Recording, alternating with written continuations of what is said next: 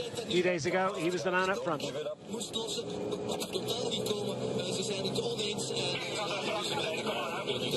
Yeah, hot behind the collar at the moment. It's don't give it up, and they won't give it up. This gap coming down all the time to this group, to the peloton behind.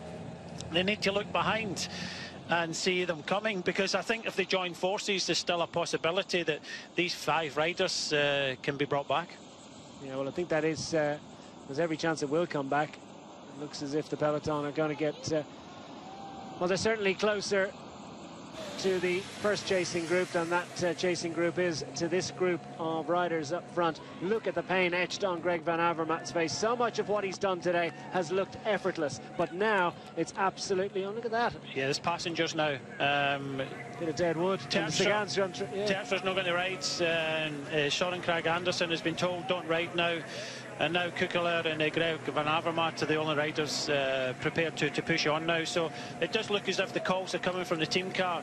Just sit up, and we could see an actual bunch sprint in this year's edition. Well, that's brave stuff from PETER Sagan, isn't it? We've seen him in the past where he's used maybe too much energy, been too willing, but these days he seems to have achieved a nirvana of confidence and serene cool, and he's willing to actually just say, I don't care, I'm willing to take the risk. Yeah, I won it last year, I'm the world champion, but I'm not going to drag you guys to the finish. But it'd be interesting to see the peloton. I do believe that Gaviria is there for Quick Step, and that's the reason why Terpstra had started to miss a couple of turns.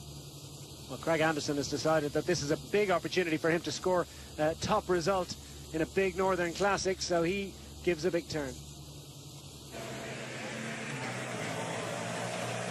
Well, Greg Van Avermaet has not missed a turn since this move began. He wants it to succeed. He only knows one way, and that's attack, and get to the front. Meanwhile, Nicky Terpstra takes a couple of riders out the back, not least of which is PETER Sagan. Sagan's going to leave them there. He's going to try and jump across this one. He may have just taken a bit too much of a risk, but he doesn't want to bring the Paris-Roubaix winner, former Paris-Roubaix winner Nicky Terpstra or Søren Kragh Andersen with him, so he's put a bit of daylight between them. Will he be able to skip across the gap? Just how easy he finds it to get across the gap is going to tell us a lot. If he makes it across the gap, well, how many matches will he burn? But it looks as if Terpstra is getting back into contention here, and this is a monster show of strength by Nicky Terpstra. It is, and he's just about got him, but he's hurt them. Sagan's attack was phenomenal there, and it takes the former Paris-Roubaix winner all his strength to get back onto his wheel. Well, Sagan will have to finish that one off, will he? Or will Terpstra be minded to? He didn't want to get back on the pedals, but he does it anyway. He closed the gap to Sagan with surprising ease, and it looks as if they could well get back up to them with just that big effort. Will Kragh Andersen have the legs to do it? I think he was Big Goose just managing to hang on to Terpstra there. So it's Sagan that goes again, and he's flicking the elbows, but then drapes the forearms across the handlebars as if to say, settle into his work, settle into the pain and suffering of closing this gap. Another man suffering is Greg Van Avermaet, hanging on to a narrow advantage, so they might just have been playing it a bit too cool there, because Van Avermaet is not going to make it easy for them. Yep, they're riding behind now. There's a bit of cooperation. They're trying to come back to Greg Van Avermaet and Keukeleire in front. The gap pushing out a little bit to 55 seconds. They need to get organised, but it is predominantly a headwind all the way in towards the finish, so there's still possibilities if they combine their efforts behind in the peloton for it to be a bunch finish. Well, it's a long way to go.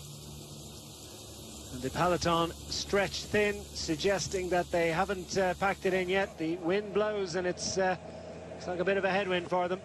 Headwind and crosswind, so the wind is not really in the favour of the riders out front, hanging on to that 8-second advantage now over the PETER Sagan-led group of 3.